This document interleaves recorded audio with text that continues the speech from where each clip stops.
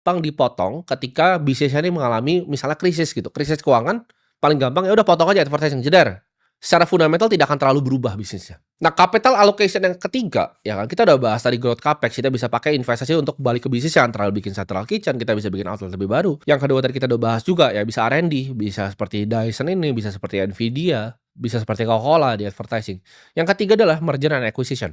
Atau biasa disebutnya kalau orang-orang consulting itu bilangnya M&A. Nah, ini adalah suatu capital allocation yang gua pribadi itu kurang suka, ya. Jadi gua kalau lihat perusahaan yang suka M&A ini gua biasanya hindarin. Karena M&A itu kebanyakan jadi capital distractor, ngancurin capitalnya dan ngancurin shareholder value. Contoh yang berhasil tuh Disney akuisisi Pixar di 2006. Ya, jadi M&A itu apa?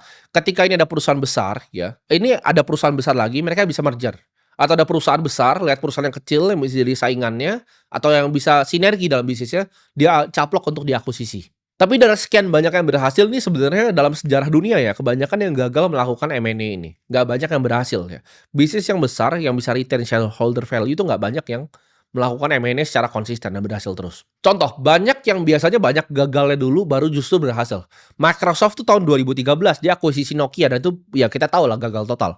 2016 dia akuisisi LinkedIn dan juga sekarang OpenAI yang berhasil. Tapi kebanyakan dari yang diakuisisi sama Microsoft ini jadi kegagalan total. Dan ini 2013 ketika Microsoft itu acquire Nokia, itu ngehancurin banyak sekali shareholder value. Dibanding dia melakukan yang keempat nanti yang gue membahas capital allocation ini. Jadi kalau tanya, lu prefer perusahaan yang seperti apa? Yang fokus di growth capex, R&D advertising, atau justru yang suka M&A? Gue akan jawab, gue suka perusahaan yang udah pasti, dia growth capexnya. Misalnya perusahaan seperti H&M, ya. Itu gue suka banget. Cepet banget. Ketika COVID malah, orang kan pada takut buka outlet. Tapi ketika COVID, dia lihat itu sewanya murah, dia hajar.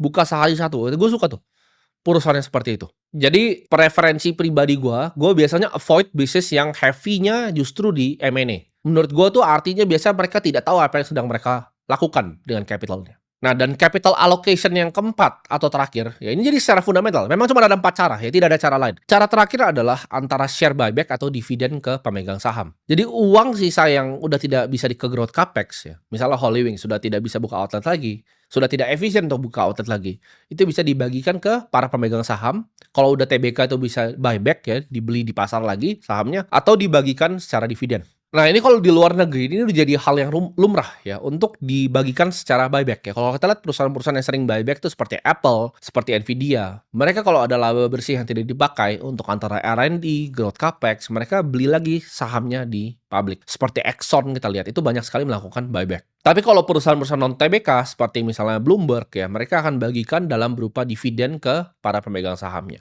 Jadi